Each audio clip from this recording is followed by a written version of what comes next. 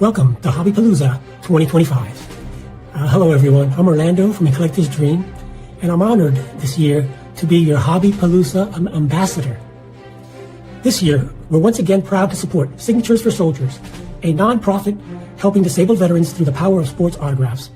As you know, we're accepting donations all weekend long, and for every $10 that you donate, you'll earn one raffle entry for some amazing prizes. The preferred way to donate is through Zelle in your banking app to the email jecoffma@yahoo.com, jecoffma@yahoo.com. If Zelle is not an option, use PayPal, goods and services to the same email. Let's go ahead and beat last year's total of over $5,800. This hour of Hobby Palooza is brought to you by the Penny Sleever, who are generously donating 10% of this week's sales at thepennysleever.com to Signatures for Soldiers. The Penny Sleever, as you know, has top quality supplies at fair prices.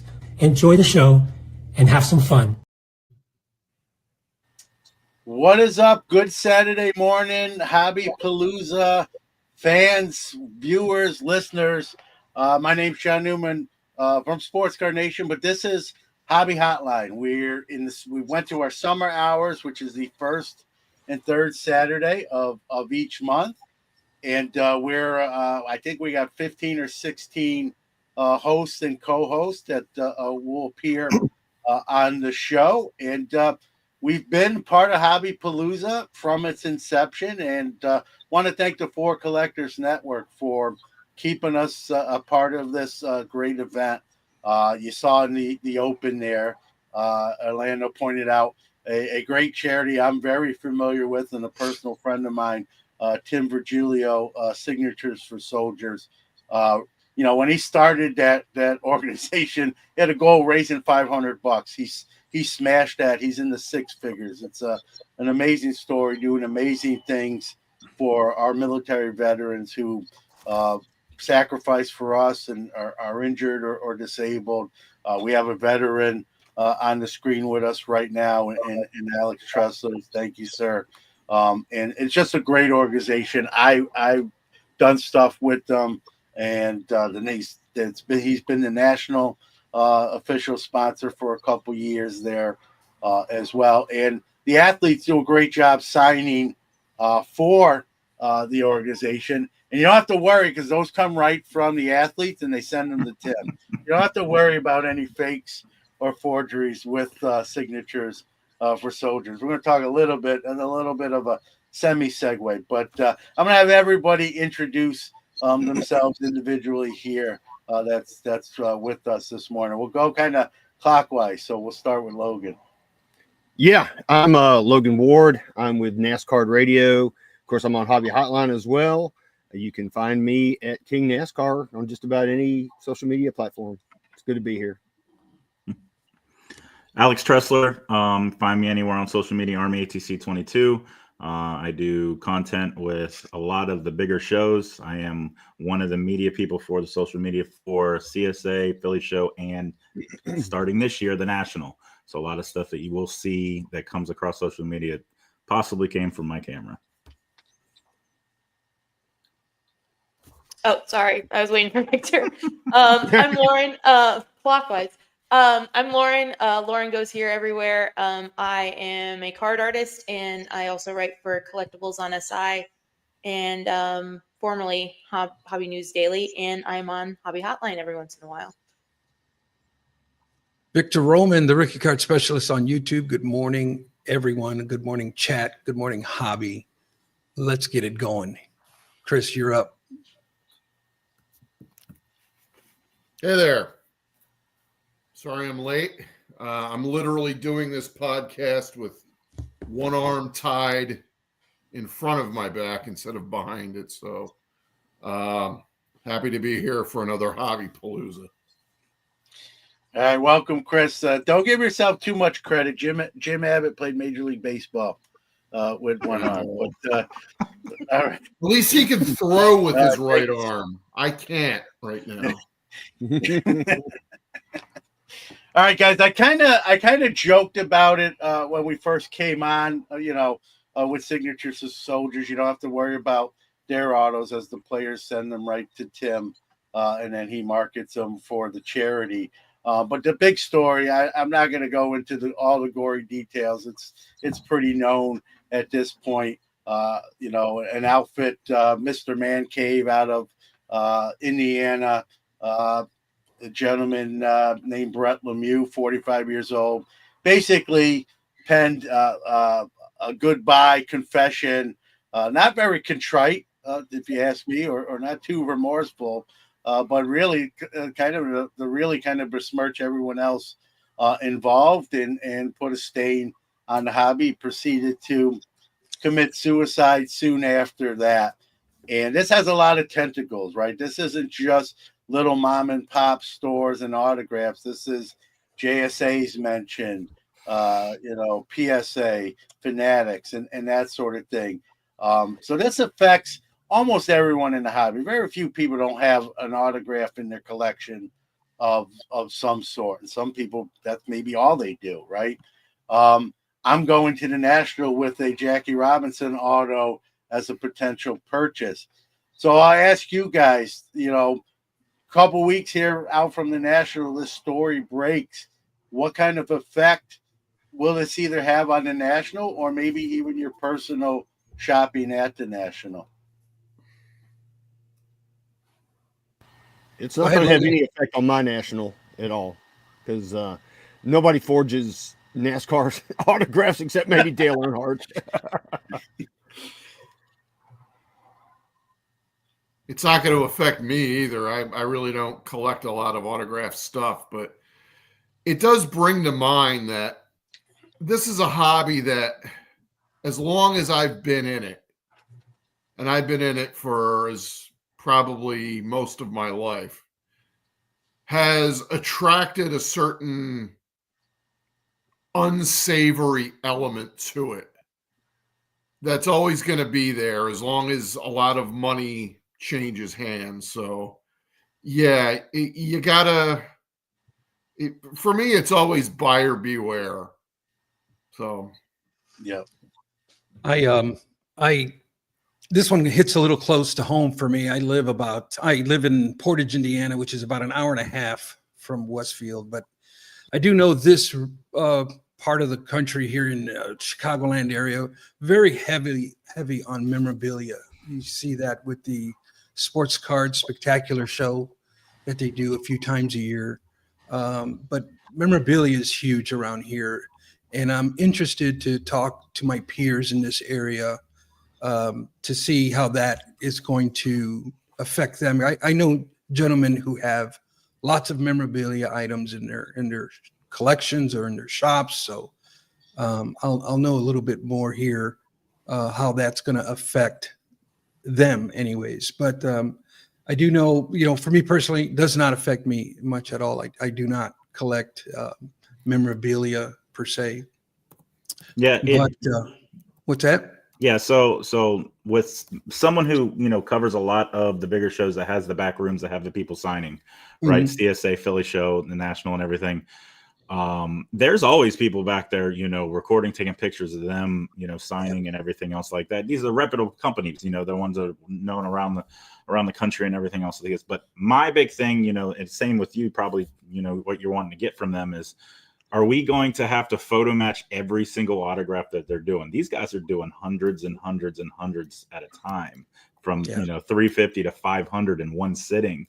Can you have someone sit there and take a picture with every single one so you know that's legit from them? Because realistically, someone can take that picture and be like, yeah, you signed this photo at some time, and at this football helmet, this football or whatever, so it that could bring more of a premium for all these autographed and these private signings. Yep. Lauren, anything to add? Just I agree with Chris about it. Sometimes there's unsavory characters that are, flocking to this hobby, and it's unfortunate. But like he said, also when large amounts of money are, being exchanged, then, people are willing to take that risk. And unfortunately, it does impact us all in one way or another. I haven't really dug too much into this because it does just sound extremely unfortunate, and I just kind of didn't have the mental capacity to to dig too deep into it. It reminded me of I hate saying this name, but card porn, when that was a huge blow up, and we all had to kind of reevaluate, like, what are we doing here? Like, how are we letting these things happen? Who's involved? And I've been listening to a lot of podcasts about like cryptocurrency lately, and how those things work, and there's a lot of parallels between the two, and it's I don't know, it's alarming, it's unsettling, it's frustrating. I think it's definitely worth discussing, but it's also heavy, because we usually come to the hobby for an escape, and for joy, and for community, and something like this kind of obliterates all of those things, and that's a big bummer. So I just know that, I think if there's any time for all these big companies to come together, right, it's right now, right? Come together, make a statement together, have PSA next to Beckett, next to, Fanatics, all talking about it, and, what they want to do to, to combat it. And on top of that, again, I love being the, the other side of the table, always trying to figure out other things. Is, he dropped this bomb and then, ended up taking his life, doing the coward way out. Like, he wasn't held accountable. Like, how much of that stuff that he wrote is true on top of that, right? A good bit of it probably is, but how much did he possibly fabricate? Yeah, that's a good point, Alex. I do think there's, whether it's 75% truths, I think there's a good portion of it. Mike Petty posted a comment. I'm trying to read as many as I can. Whether you collect autographs or not, really, this does affect us all, right? If you love the hobby, if you care about the hobby, whether an autograph's part of your PC or not, it's still a bad look for the hobby. Even though none of us did anything wrong, it's in that fraternity, and now this fraternity has sort of another black eye, right? It's not the first time the controversies happen. And, I see a few of the other comments, right? This potentially might be the biggest forgery scam. When all is said and done, we always say, oh, it was Operation Bullpen, and then something. This could take the mantle. We talk about cards setting auction records and taking the new lead on most ever. This, on the bad side of things, could be the biggest scandal that hit the hobby ever, and that's not a good thing, obviously, if you love and care about the hobby. Hey, John, and I would send if I had the opportunity to send a message to Fanatics on this topic, it would be, help us in this area, because this has been going on, John, as you know, man, for decades. Since the 80s, this kind of nonsense has been going on. And I know even a book has been written about it, which this latest event kind of blows that one out of the water as far as broadness of the scheme. So I would love to, Fanatics, I think, is the one in the best position to restore consumer confidence as far as signed memorabilia. So we'll see, heavy load for them to lift, but I think they can do it. Yeah, and Alex made a great point.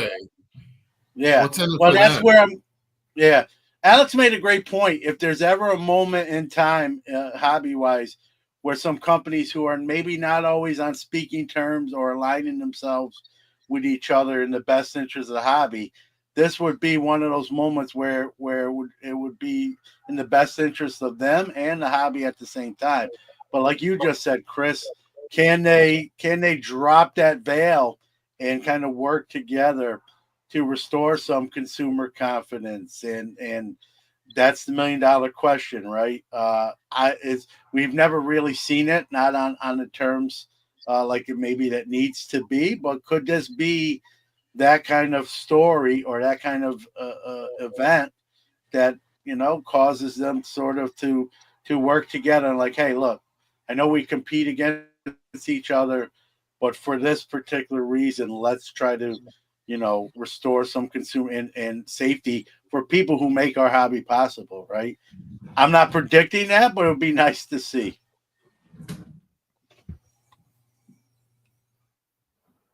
I mean, we got better topics to talk about. Any Yeah. kind of we want to wrap this one up. Yep. All right. I'll say that one quick thing, Alex, and like you've been to the national. Do you think this has a palpable effect? There are people who set up at the national who just deal in autograph items. Their whole 2-3 tables are 8x10s, balls, signed bats, index cards. Do you think this has an effect on folks like that at the national? I think it does on them individuals, because you'll probably have to answer that question like, hey, where are these come from? 1,000 times during those 5 days, right? So for them, I don't know if they're going to put signage up saying it's come from reputable, everything else, Denver Authentics and everything. A lot of these people good bit of the people that are set up at these bigger shows literally are tables from the people that are in the back room getting the signatures, right? Yeah, I think it's more of those mystery boxes of maybe even Hit Parade, everything else and stuff like that those memorabilia are going to, that these people are buying these super cheap to put into those products, are the ones that are going to be a little bit more affected. Yeah, no doubt. I concur. All right, guys, let's go on to maybe a little bit more upbeat stuff. Lauren and Alex, as far as our panel, I know you guys just attended the Fanatics Fest in my hometown of New York City. I was 50-50 on going. I did not make it. A lot of people like to compare the Fanatics Fest to the National. A lot of times that's coming from people who have not attended the Fanatics Fest. So it's two folks who have attended the Fanatics Fest, kind of compare and contrast the two shows, especially being that they're so close in when they were scheduled here. And is one a threat to the other? Not necessarily. Lauren, you can start it off. Well, to kind of just start with is one threatening to the other, I think I don't think necessarily threat is the right word. Fanatics Fest is a lot, and it's very overwhelming, and it is more than cards. I have found as an attendant and as setting up as a vendor, that it brings in a lot more people who are not necessarily comfortable in the space. I've talked to a lot of people who don't know cards, who don't understand, who, how do I even begin here? Like, I'm looking at this 6-figure card. How do I even jump into this space? This is nuts. And so I think Fanatics Fest is good for that.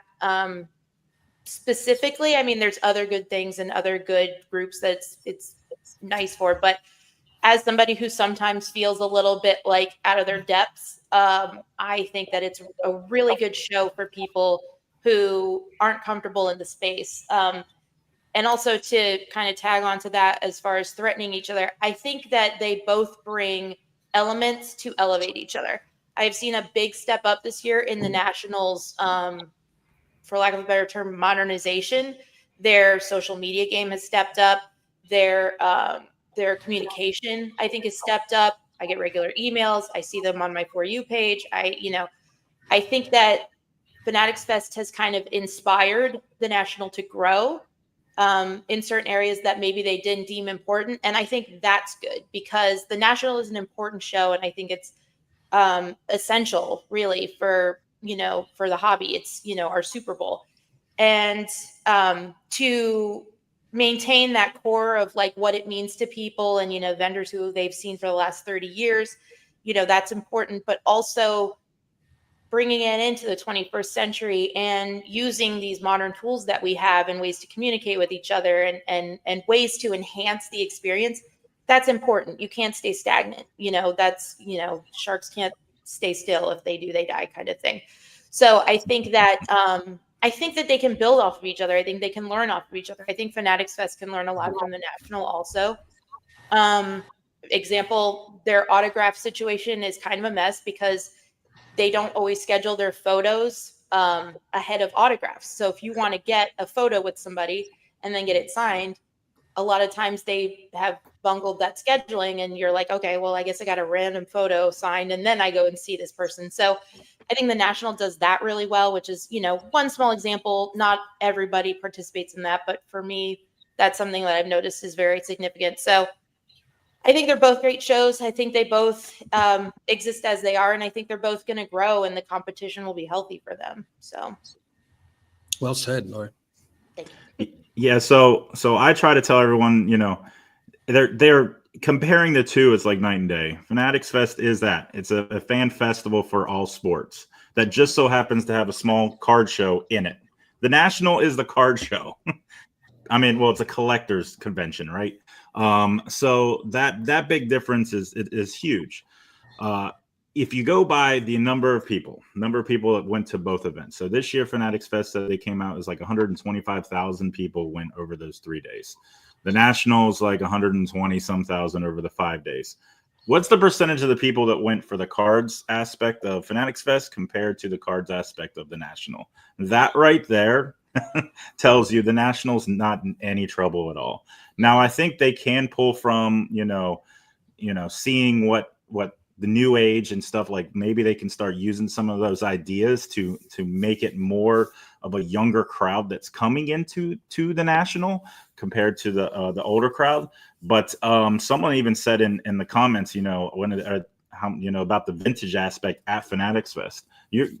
I don't know as much as Lauren, if you saw as much. There's not a lot there unless it's those big cards that are worth a lot. There's not those vintage collectors or vendors that are set up at the National that have all the binders there. The people are, you're not sorting through stuff. You're looking at the big cards and moving on because you want to hit up the activations. You want to see Joey Chestnut doing a eating challenge. You want to do all these other little activations and everything else. The panels, ESPN is broadcasting live from there. So it's a complete different element than the National. Now, if Fanatics Fest starts to bring in Leaf, Panini, Upper Deck, all these other companies, then you can start probably and make it the card aspect bigger. Then you can start comparing. But until then, I don't think you compare. And anyone that's trying to decide, they're like, I got to decide: do I want to go to the National? Do I want to go to Fanatics Fest? You have a year to budget.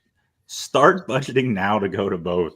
Like before you leave the National this year, before you even go, start budgeting for next year. You know when it is. We know it is. We know where it's in Chicago for this year and 2 years after. And then Fanatics Fest is in New York. So I think they both have really good parts and everything. And I was lucky enough to be one of the fans that competed in the Fanatics game. So I saw a little bit extra stuff. Of course, the behind the scenes and everything. But what they're doing is, I think it's good for more of the social media aspect and getting more people involved. Hopefully that rolls into, because I heard people saying, oh, this is pretty interesting. I'm like, well, go to have you ever heard of the National, and everything, and giving them that information. Hopefully we get some extra flow from those people, after Fanatics Fest. Alex and Lauren, what we're getting a lot of comments on vintage at Fanatics Fest. What was your take? Was there any, or can there be room for improvement there? Like I said, the majority of the vintages I saw were all the expensive ones, right? You saw the 52 mantles, you saw the rookies of Clemente and everything. You see but you don't see all those $5, $10 binders that you're trying to complete sets and everything else like that. Is that an avenue that that goes that route with the cost of the booth that there was at Fanatics Fest compared to the National? I don't know, because it seemed like more modern people were coming through there. I mean, that could be a good thing to see. Like if you have a table full of vintage and you're the only one in the room, you might have a good day. So I don't know, Lauren, how much how much you saw. I didn't see that much. That's a very good point to bring up. That vintage is not, I think, a big part of Fanatics Fest, but I also don't see Topps prioritizing it because they make money if you buy their new stuff. They don't make money if you buy vintage.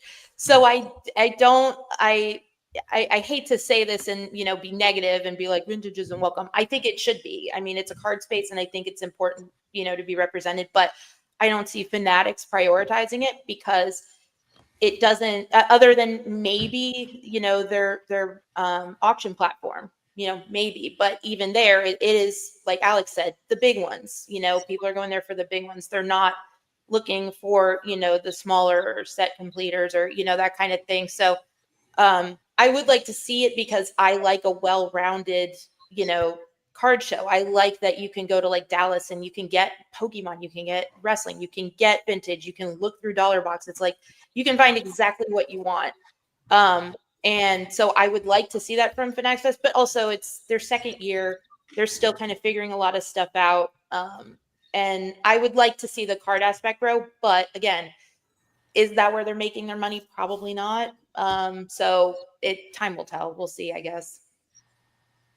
Awesome. Stukes wants card folks to run the 40 at the National. I'm in, but have some oxygen at the end of the 40.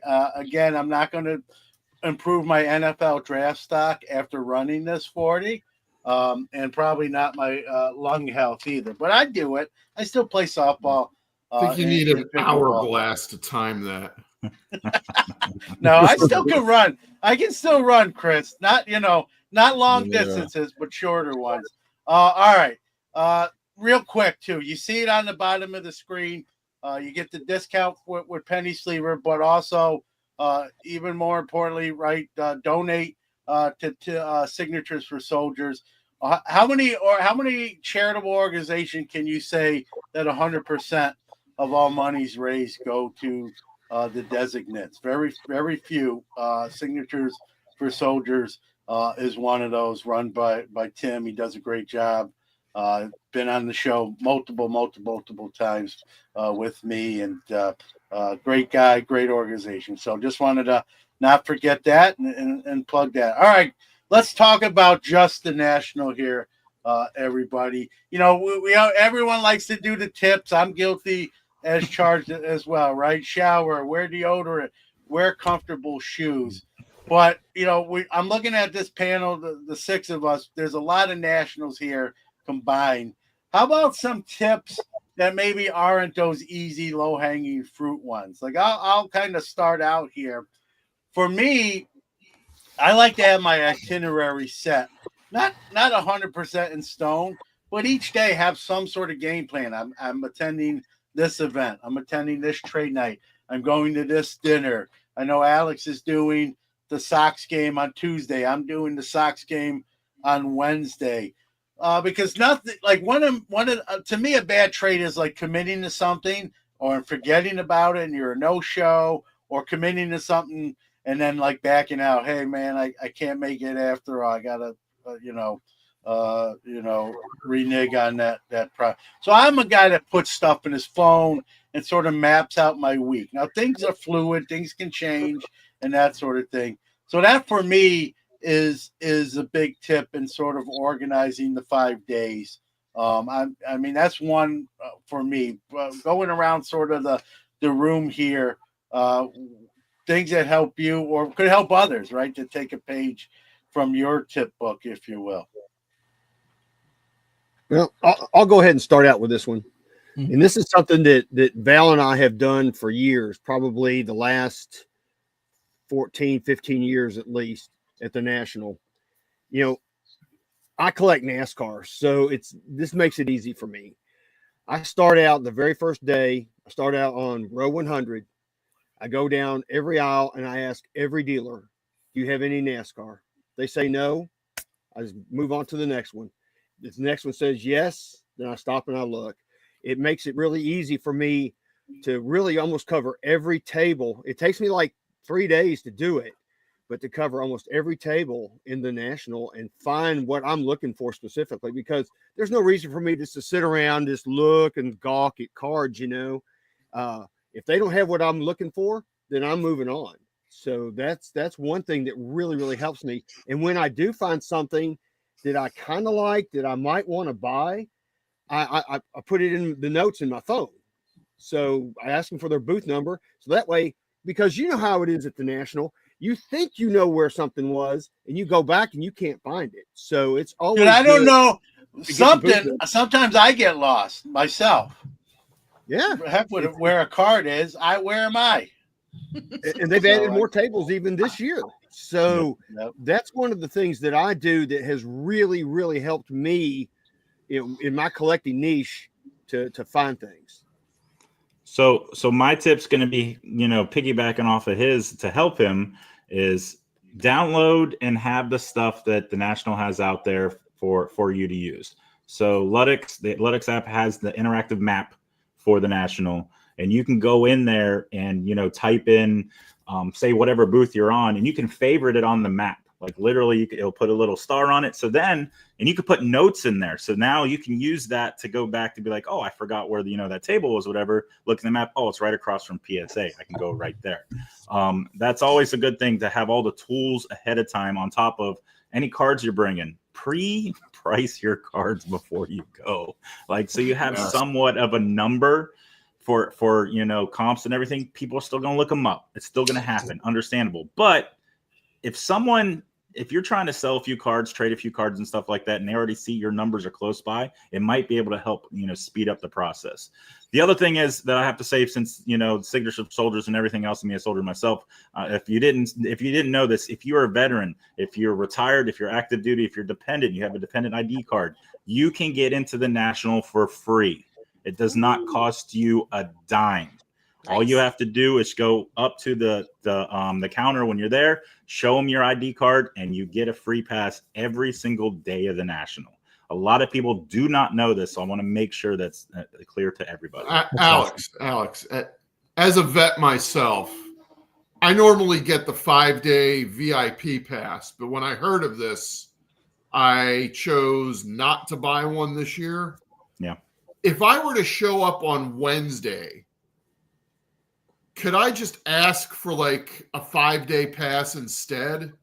Or do I have to keep going back in line every day? And so I believe you actually have to go every day. I'll talk to them about doing something like that, with the aspect of giving just, a military pass for all 5 days rather than, so it's still general mission, but you don't have to worry about that every day.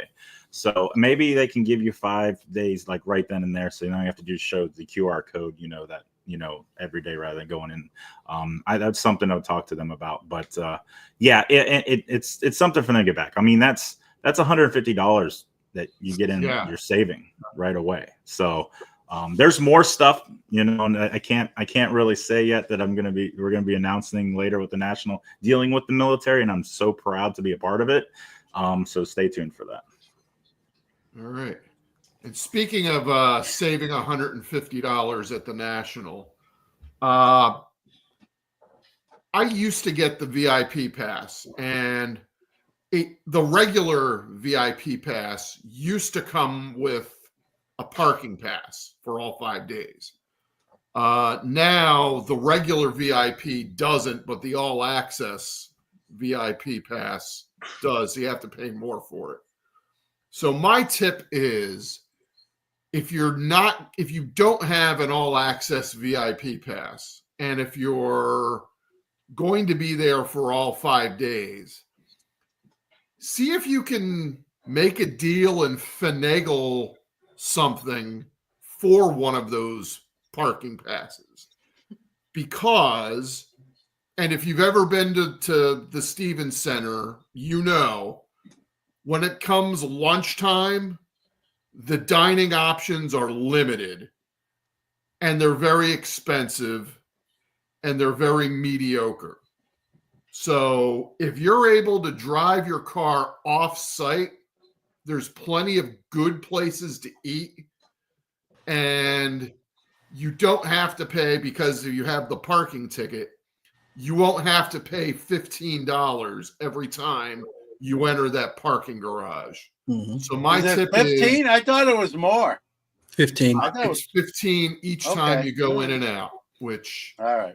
that's $30 a day for 3 days, plus 15 on Wednesday, maybe 15 on Sunday if you leave early. So if you can finagle a parking pass and eat off-site, where the options are a lot more broader and better, do that. That's my tip for the NSCC. Mine would be, and it's going to be different for everybody, but I think getting in good physical shape, maybe start exercising. I know for me personally, physically, the national takes a toll on me. But I've here been, working out. I've dropped probably 15, 20 pounds by now, and just getting my steps in and just getting in better physical condition for the national. And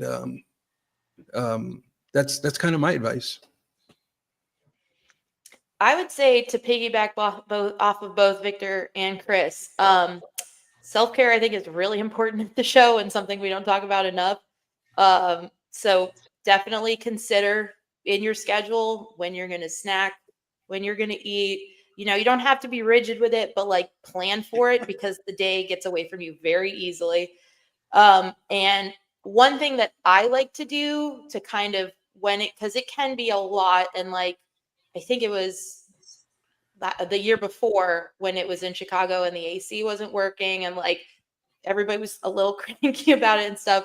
One thing I like to do is I like to put in my headphones with the noise cancellation and just go and sift through dollar boxes or, whatever. And that does a lot for me to like reset. I just kind of like get in my head and listen to good music and just look for stuff that I like and, just spend $20 on a handful of cards that make me happy. And then I'm good to go. And definitely drink lots of water, because you will exert yourself a lot, just like Victor said. Yeah, there was a question in the chat about food options. Someone, I think it was Mike Petty, who asked, are there places that you could walk to? And yes, there are places that are walkable, but they are expensive. I know there's a Gibson's across the street. You can't have Gibson's 5 nights a week, though. I know there's a bowling alley within walking distance. And a couple of years ago, I had lunch with someone there. And I had a bacon cheeseburger and fries, and a Diet Coke, and it was like $25 for that. So if you want to spend the money, that's your problem. But what I prefer to do is drive off site. I know there's a strip mall right across the street from the Allstate Arena that has a Starbucks, a Potbelly sandwich shop. I know Potbelly's a chain, but it's indigenous to Chicago. And a halfway decent pizza place where you can get some decent food. I think it's, I want to say that's Mannheim Road that it's on, but so yeah. Also remember to eat. That yes. We all get so involved in looking at the cards, doing everything and stuff. You literally forget to eat, drink something and everything. I set a timer every day, literally, that says an alarm that says eat something for lunch when I'm at the big shows. Sometimes I'll just ignore it, but yeah, take the time, walk away, regroup yourself, get a bite to eat, get that fuel back in you, and then go back at it. Yeah. See, I'm a big breakfast guy. If you have I'm big a huge breakfast guy, yes. Past the lunch, and then you go to dinner. That's my move. I echo that. That's Chris Carlin. Welcome, Chris. Yeah, I try to eat breakfast, and then I have like beef jerky and like a granola bar or a protein bar in my backpack. I skip lunch, but as you can see, I make up for it at dinner time. And by the way, Victor, this is peak physical condition. The national could be tomorrow. I'm ready. It's my peak physical condition. I wouldn't define, like, if you look it up in the dictionary, you won't see me. But for me, that's what you get. Listen, I beat Russell Wilson, John Cena, and all these other, athletes in the Fanatics games. I believe I'm in a perfect physical condition right now. There you go. So, but it's a great point, right? And drink water, right? Sometimes it can get hot in there, and I'm not a big water guy. I gotta put flavor packets in there and give it some flavor, but I always try to make sure to drink. You don't want to pass out. I just did a local trade night, and small room, and a gentleman fainted or passed out because it was hot. He was sweating. Apparently he didn't drink. Maybe he was dehydrated. So, you're dealing with a bigger room. It could get hot. You don't want to ruin your experience, with a bad medical incident. So drink water, eat little things like Alex said, or start out with a breakfast and make up for it at dinner time as I choose to do. But there are walking things. Someone mentioned Bill Murray's. I ate there once or twice. Pretty decent food. It's not Gibson's, but it's not supposed to be. So, there are things where you could maybe just get out of the convention center, get some air, get some lunch, and then come back and get back on the horse, so to speak. All right, let's talk about the National. It's going to be John, real quick, can I give? Yeah, go ahead, Chris. You can buy on Amazon air tags that are dirt cheap, and I put them in my backpack and every bag that I have, because you will have so many different bags and so many different things moving around. You leave things places on accident, and having that air tag in there is a lifesaver. So a little preventative care is my recommendation with those air tags.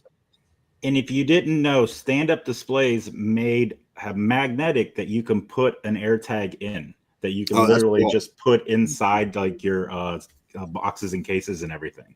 So they actually make those, and they're going to be set up at the National. Very cool. Yeah, no doubt. Speaking of the Chicago and the National, we're going to have it this year and the following 2 years. Then it may be Detroit or Atlanta. Thoughts on that? Having it in the same place 3 years in a row. I like to see it move around. I'm a little biased. I liked when it was. You're going to think I'm nuts. I liked when it was in Atlantic City and Cleveland. They're both 5-hour drives. Chicago, not so. 14 hours. I can't drive. I'm old, so I got to fly in and rent a car. I'm not, a little bit of a pity party for me. It's going to cost me a few extra bucks and maybe one less card. But all joking aside, like, what are our thoughts on? I know Victor, that's in his backyard. I know he loves it in Chicago. He doesn't have to apologize for that. If I lived where he lived, I'd probably be singing a different tune than I'm singing right now. But that aside, as a non-body, like, do you like that it's sort of there, centrally located 3 years in a row, or do we want to see it move around the country? I know the West Coast hasn't had it. Chris, that's where you are in many moons. Kind of the panel's thoughts, and in the chat room, right? Do we like it in one spot every year? Or do we kind of want to see it where people around the country, it's in their neck of the woods? Well, you mentioned West Coast. Honestly, I think the West Coast Card Show has come up and become the answer to a big show on the West Coast. So that one twice a year has been really impactful. I'm happy as long as it's anywhere in the Midwest. I think giving people easy access to get to this show is so important. And I've heard Nashville too. I think that might be interesting, but as long as people can get to it easily, I'm down for whatever. I'm all for traveling. I love traveling and seeing new places and everything else, right? I can't believe it hasn't been in Indianapolis, right? How many big sporting events have happened in Indianapolis? I mean, the Final Four, everything else has been happening there, and that's pretty much Central America. But talking with the National and stuff, they can break down exactly how the cities are there for being voted on. They have all of them at first, then they figure out which ones have the availability during that week. I mean, they have hundreds to start off with. Then they look at the availability for that last week in July, beginning of August. All right, now let's see which has the travel, who can get the easiest for people to get in and everything. And it just breaks it down all the way down when they finally have the last few. The difference between Detroit and Atlanta, I think it's pretty crazy, because Atlanta during that time of year is pretty hot. It's somewhat almost unbearable out that way. And I would Yeah, imagine, but so is Baltimore, and Baltimore was usually yeah, a good national. Detroit is going to be too. So it'd be very interesting to see what the vote comes out this year for the three after Chicago. But if you poll all the vendors, the ones that are voting on the actual national, how many are in the Midwest area that's closer to Detroit compared to Atlanta? That's Exactly. So. Yep. Yeah, there is a conflict with Indianapolis. Gen Con takes place at the same time, and Gen Con, if you've never been, is crazy. It is the national for nerds. That's what I'd call it. It's all the games, the TCGs, and things like that, and it's wild. They call the opening of Gen Con "Running of the Nerds" because all these people come running through to get in and start doing the card games. So I've been to that a couple times, but they'd have to change the dates to do Indy. But Indy for Gen Con, if you've never been, is worth checking out. Couple of cities mentioned in the chat real quick. Nashville. I know Tony Liebrick mentioned Nashville, which is huge, up and coming hobby area. Big, pretty big city. They got sort of the infrastructure. Chris, you mentioned, Baltimore's had one in the past. I know Anaheim's had one in the past. I mean, there's Denver was mentioned. I wouldn't mind. Again, I'd have to fly, but I've never been to Denver, so that would be interesting. Anyone else kind of like their thoughts on where the national should be? I think the national in Chicago is like the golden standard. I don't mind experimenting outside of that, but I think Chicago being like the flagship home base is essential. I don't remember who said it, but card shows or conventions have such a big historical presence in Detroit. I think a lot of these dealers in that, they're going to, my opinion, my speculation is they're going to be voting heavily for the Detroit area. Atlanta, that's the heat is one thing, but then what does that say for people at the West Coast that they have to drive or fly all the way across the country as opposed to being in the central part of the country? Yeah, and if I'm not mistaken, both places, Detroit and Atlanta, where the convention's at, it's not right next to the airport. They both aren't. They're about 25, 30 minutes away. That's why Chicago's so good for this, is because O'Hare is right there. All the hotels are right around that area and everything. So that's one of the factors that go into usually for the actual areas and stuff. And I believe that's why Chicago has been, stable for so many years. I say personally, just leave it in Chicago. The heck with any other city. Chicago is by far the gold standard. They have Gibsons and they have White Castle. So I can't. You can't beat it. Listen, Logan, you'll pick any city with a White Castle. We have them in New York City. We have that's where they started. Why not New York? All right, I'm just, I know you love. How about this? I haven't heard talk about this. How about anywhere that has good air conditioning? Because sometimes in Chicago it could be 900 degrees in parts of that convention center. It gets crazy. And Wi-Fi. So I know. So Chris, are you suggesting Anchorage or Fairbanks or Nome? When John said Denver, I was like, "Ooh, Denver. That might be kind of nice." I know a lot of people try to bring up Vegas, but you have to remember, if the National can't control the hotels in Vegas because the casinos all control it. So they want to be able to get those hotels for good rates for the vendors and, the people coming and stuff. They can't control that because all the casinos do. So that's going to be really hard for them to bring it. Vegas would be incredible, but it also be a little crazy at the same time. Well, listen, it's a crazy hobby, but they go together, I think, a little bit.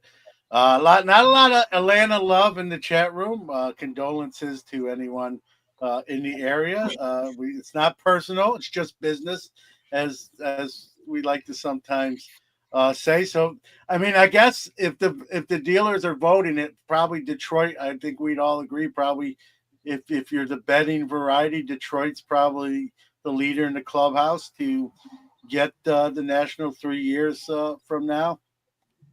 Yeah, I think for those that I don't know if have heard yet, but the IX Center in Cleveland is closing for good at the end of the year.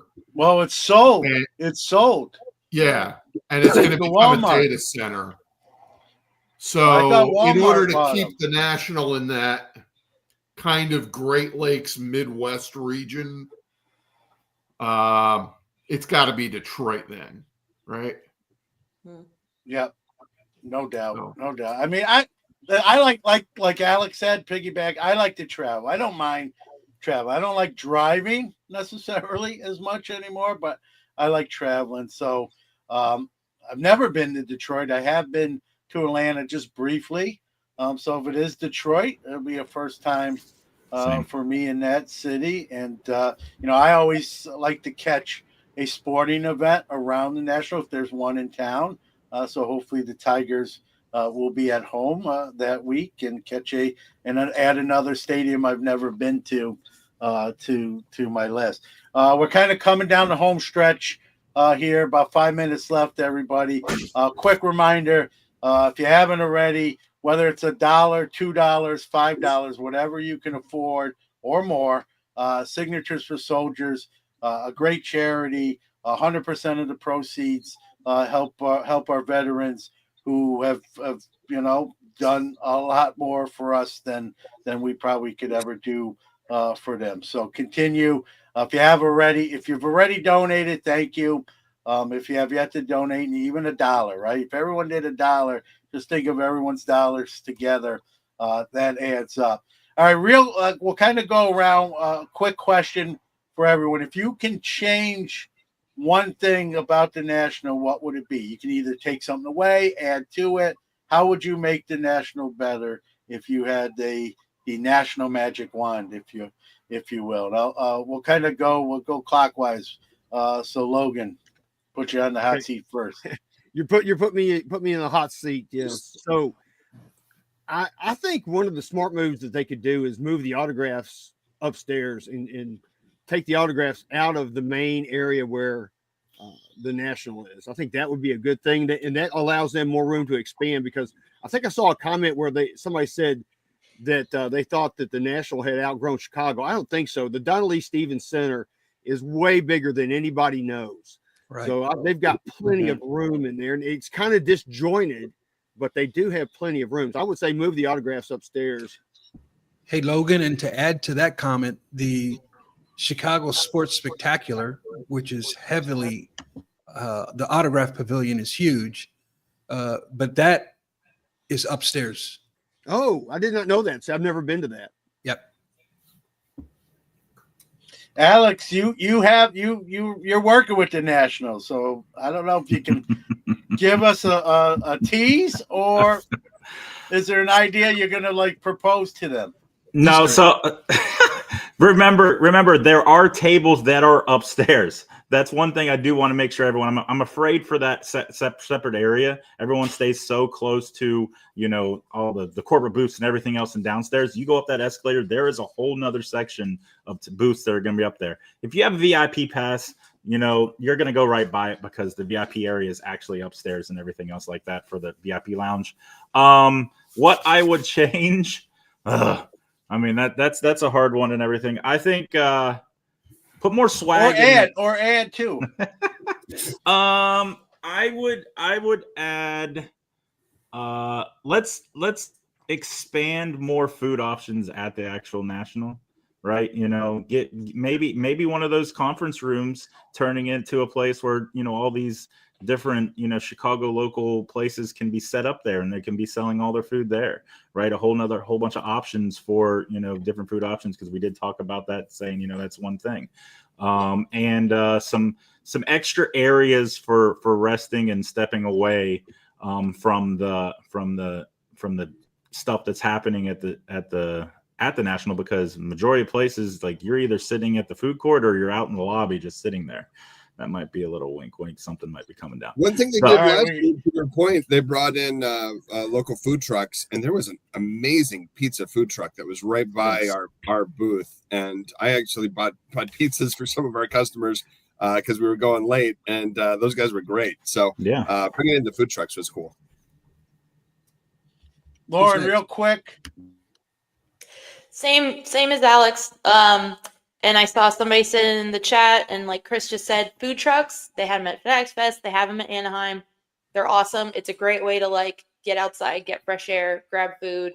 It kind of like, you know, diffuses the flow of people also, which is nice. And yeah, and sitting in rest areas that are like not necessarily trade areas. They're just like, whew, I need a break. You know, I need to refresh. I think that's something that which, you know, I'm, you know, armchair quarterbacking here. I'm sure that they try their best, but those are two things that I think we can all kind of agree: the food and seating areas. Out of time, folks. Great show. So everybody stay tuned. Up next is Ray from Philly, and TJ is online talking about changes to the Sports Card Hall of Fame, which is including a new sport involved. So everybody stick around for that. Great job, everybody here on this panel. Thank you very much for participating, and keep those donations rolling in, and have a great day, the rest of the day for Hobby Palooza here. So thank you. Thanks, everybody. Thanks, everyone. Have a great weekend. Love my hobby. Keep collecting baseball cards. But hey, we want to keep the lights on here at Four Collectors Studios, so hit the like button for us, guys. So thanks everybody for coming, and yeah, we'll see you next time on Four Collectors. All right, guys, have a great rest of your night. Subscribe to the Four Collectors channel if you haven't done so yet, and see you soon. All right, guys. Clemente Collector has said we hit a grand slam, so that makes me feel good.